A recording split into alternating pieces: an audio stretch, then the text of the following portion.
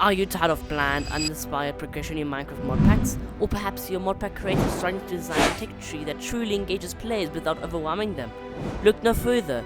In this tutorial, we're harnessing the power of FTP quests to create a dynamic and captivating tech tree that will transform your mod pack's experience.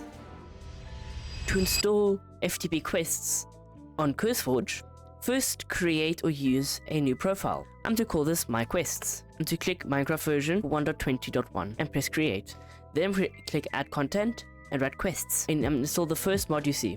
Once that's done, go back to My Quests and click play, and then you are finished. Once you're in Minecraft, you can open the quests by either using the quests in the top right corner or the quest book. As you see, there's absolutely nothing. This is normal. Click on the editing mode for your username, but you still see we can't add anything. If you go to the left hand side, you see there's an add button. Click on that, add chapter, and to call this test, and click accept. Now, if we right click, we can add stuff, but only when the circle is appeared. Hovering your mouse wherever is the position where we're going to add the quest. This doesn't matter, this is just visual. If you right click, you can add a bunch of stuff. For now, I'm going to add an item. Now this is the item we need to collect, for example deep slate bricks. Click accept, and let's say we edit and you see the count. You can set the count to 5. If you accept now, you can see we need 5 deep slate bricks for a reward. To say a oak log, and let's say 4. Fair trade, right? So now if I close and edit editing mode, and now if I get deep slate bricks, if I go, you see I get a bunch of quests completed. If I open the chapter, you see there's an exclamation mark, and you see I've got 5 out of 5, so I can claim the oak log. But now the problem is, hey, it didn't take my items. Why is that? That's very simple. Let's go back into editing mode and go to settings and reset all progress. Now, if you want it so that it takes all the items, we click on the quest, then we right click and click on edit. And then where it says consume items, we set to true. This says take the items and give the items we set in the rewards back. So now I'm going to say deep slate brick 1, 2, 3, 4, 5. Open the quest book and whoops, I forgot to edit editing mode. And now click to submit, and collect. You see our deep slate bricks are gone and the oak log is back in the inventory. But now let's say you want to modify this. How do you change the name or whatever? If you go back to editing mode, you can see in edit there's a title or subtitle description. The title I'm call this, and the subtitle I might call this.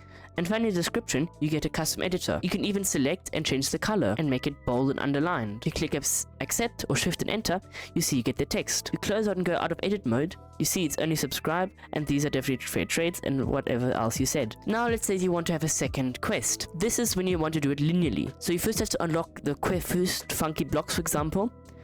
But the second quest you can only do once you unlock funky blocks. So if you right click again, and add item, you say you need deep slate diamonds. You need 2 of them. And the reward is a diamond block, for example. This could be anything in your mod pack like before. But now this is where it gets interesting. Click on edit and dependencies, and then you click on add. You see here 2 times deep slate diamond ore and funky blocks. Ignore the blue ones for now. We'll come to that another time. Make sure it's not your own one, but the other one you want to connect to. If you click there and accept, you see there's a line. But what if you want to customize this even more? If you right click and click on edit, you see here there are shapes. You can, for example, say I want a diamond, get a diamond. Or I can make the size bigger.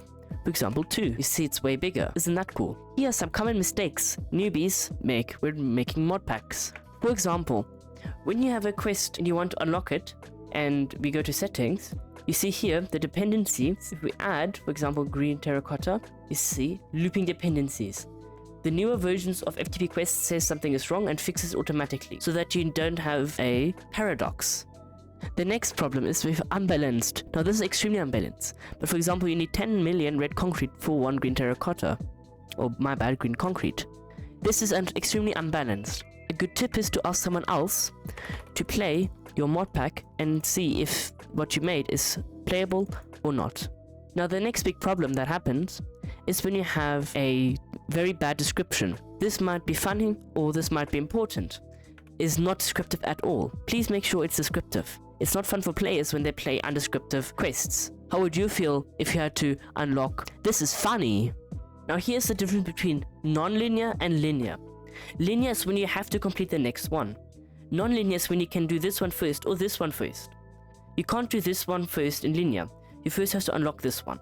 Let's say you've got a quest where you have to collect 5 oak logs, and you want it so that you get a random reward. You see this is empty, so let's right click, we go to settings here, and edit reward tables. Click add, and we call this gambling, for example. And then we click accept, and then we can use here, enable loot crate, remove, so further on, we can add, for example, an item, and let's say, you might have a chance to get birch wood, or you might have a chance to get a redstone block. Accept and accept.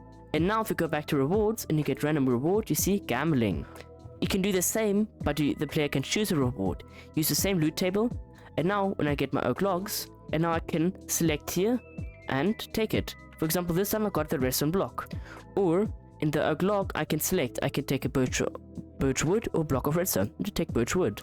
There are a lot of ways to make this interesting. You can, for example, go to a certain location, preset, or have to visit a dimension. This is a bunch of creativity you can do. Make sure to join my Discord. If you have any questions, I'll gladly help. And if you like this video or the tutorial, please feel free to subscribe. Also, please tell me what you're building. I'm highly interested in what other people in the community are doing at this moment. As myself, I'm working on a big mod pack, which you will learn later about on.